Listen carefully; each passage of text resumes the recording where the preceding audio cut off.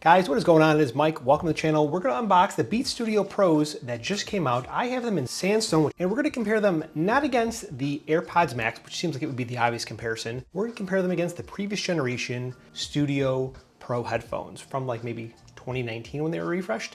So I got a pair of those. I've had them for a very long time. Well, first let's unbox these and see what is in the box and what they're like. Now these come in a couple different colors, including sandstone, which I have here, navy, deep brown, and black. And wow, those look kind of cool. Now this packaging is all recyclable or made from recyclable material, and they look kind of nice the way that it is here. So these are in sandstone, and to open them, just pull on this simple tab right here.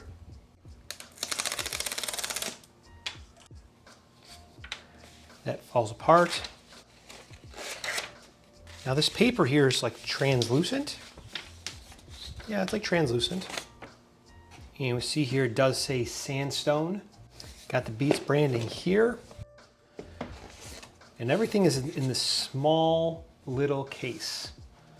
Oh, what do we have here? We have some documentation, scan, the product guide. We got some Beats stickers in black and in red. Get the app for Apple Music. And that's really about it. Now let's see what is in here. This is a nice case. It's certainly better than what the AirPods Max come in. That stupid bra looking thing. It's just so silly. Now these are unchanged from the previous generation. I mean, they look identical. What is missing here, there's no Beats branding on the top. You know, it's usually right about here. You see that each ear cup is basically free of any type of tagging. Here on the inside it says Beats, and it's the left ear cup. All right.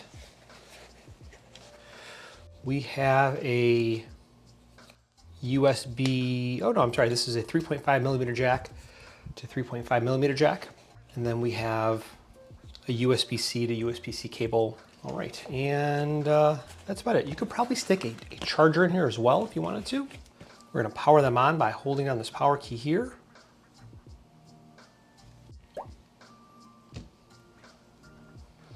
All right, now here, I am on the iOS 17 Beta 3 beta.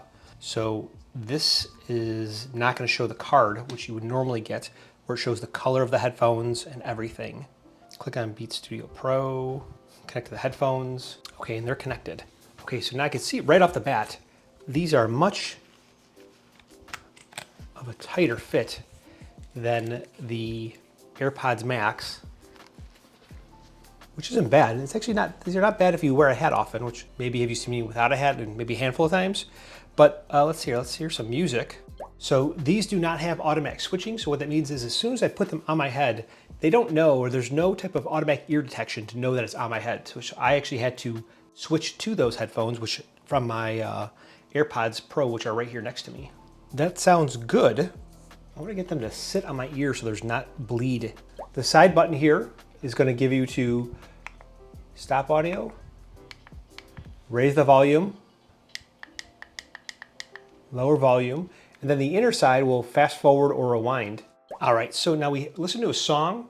If we hold down on the volume rocker or the volume tile inside of Control Center, we can change from noise cancellation and transparency to off.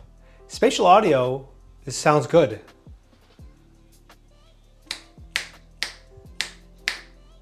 Now I have the headphones, on, my air conditioning is running, and my fan above here is running, and I can't hear any of that with this on, which is actually kind of impressive. I would say they're not as clamping down. Like that's the thing I don't like about the AirPods Max is that, you know, you find yourself wearing them for 2, 3, 4 hours, at least me personally. If you wear them for that long, you start getting this ache in your head because the pressure that puts down in your head. I don't like it. I actually took them on a trip just recently and where I had to stop wearing them on a plane after a few hours. So that's the thing I don't like. These don't appear to have that because they're definitely more flexible. If you look at this, they're like, I mean, they're super flexible compared to the AirPods Max. Let's get the other pair of Studio Pros. Now these have definitely seen better days. You can see how all the ear cups are ratted. They're basically falling apart. because I've worn them for so long. These I would normally take to the gym and wear them in the gym. These cups are fraying so much is why I would wear them. I'd come out and I'd have black stuff on the inside of my ears. I'm like, what is that? That's so gross. Well, it was the ear cups, Mike, the ear cups. Whoa, all that stuff's all over here. These do not have the quick pairing, so I'm gonna put these on. And the Beats Studio 3s, Studio Pro 3s, I can tell immediately that the ear cups feel different and they are more comfortable, the ear cups. So I would say that there's a different sound, it's a different signature for sure, that these don't sound as full or as wide as they do on these new pair of headphones. So that what I would say is the biggest difference. In the ear cups, in my opinion, I think the ear cups on the old ones are more comfortable. Wow, these are getting everywhere. There's just like these little bits of ear cup. So I am going to review these for a little bit more. I'm gonna get some more songs in here and I'll be right back with you.